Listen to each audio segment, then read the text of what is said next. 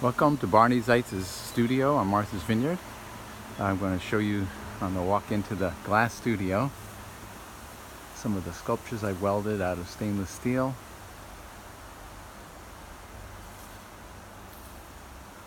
All directly welded.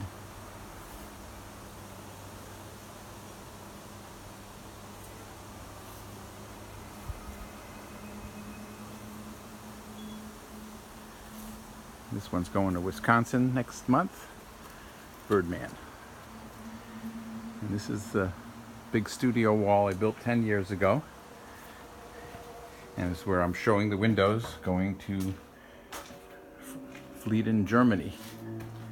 And here we can see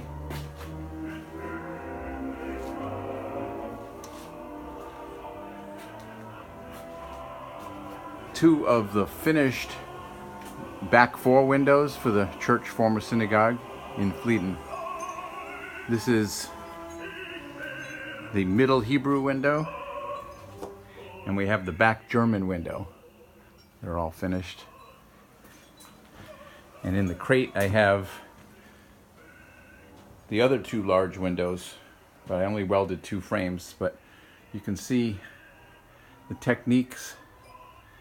This Hebrew is done with metal oxides as an underpainting and an overglaze. And I wanted to do that in blue.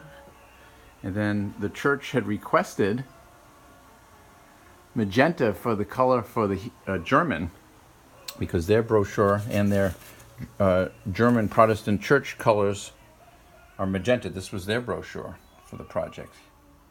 So what I did was I found a full thickness of magenta glass and cut it on a special saw.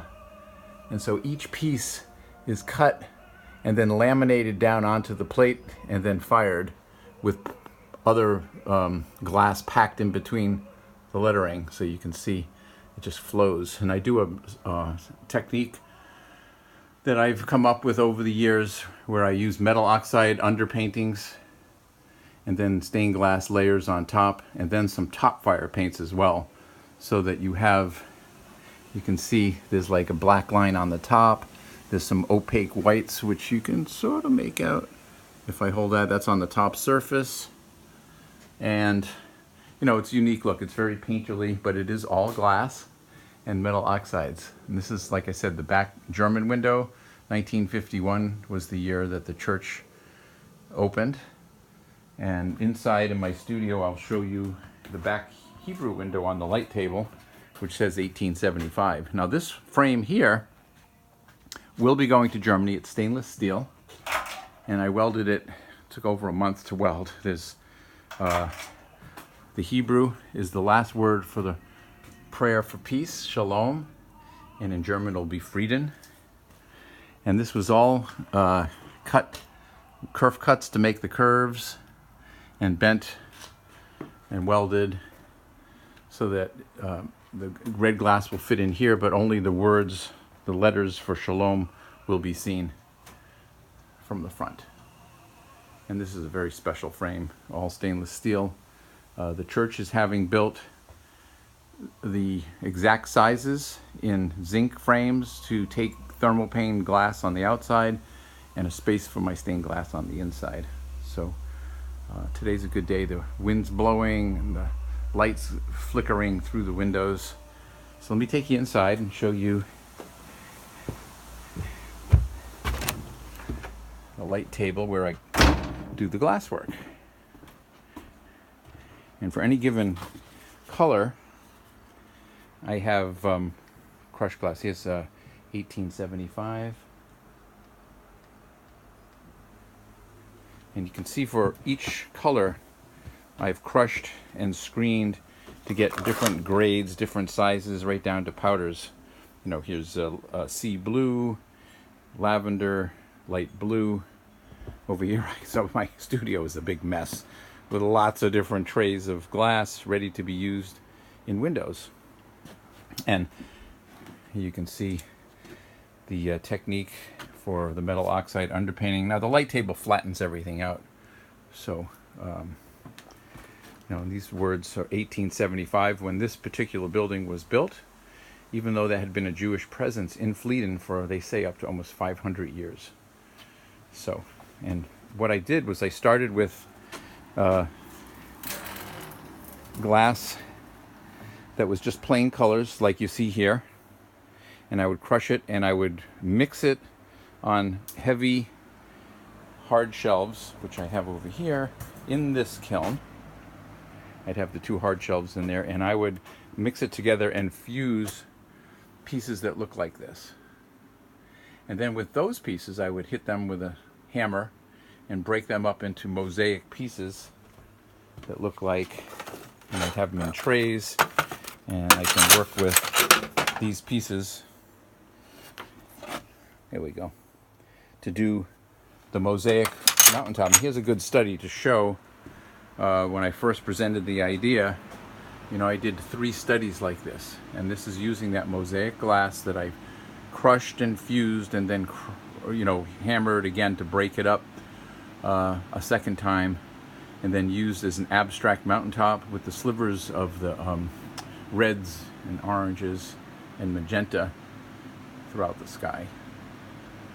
And this is all one piece of glass. In the last window, I'm going to be, let's go back outside. We're going to transition from a one technique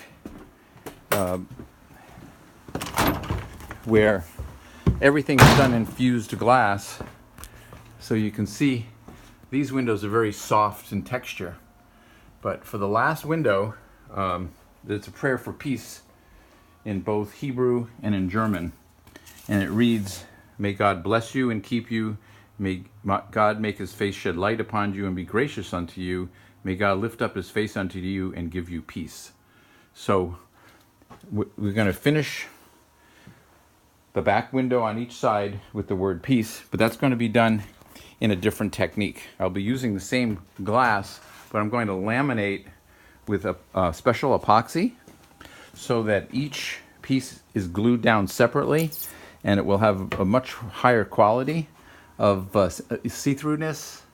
So if you look at these greens, let me hold this up to the right light, and you move around, you can see that it's much more optically pure, and the front surface you can see is not quite flat. So what happens is when I laminate the same fused glass onto plate glass, you end up with a more optically pure lens-like quality.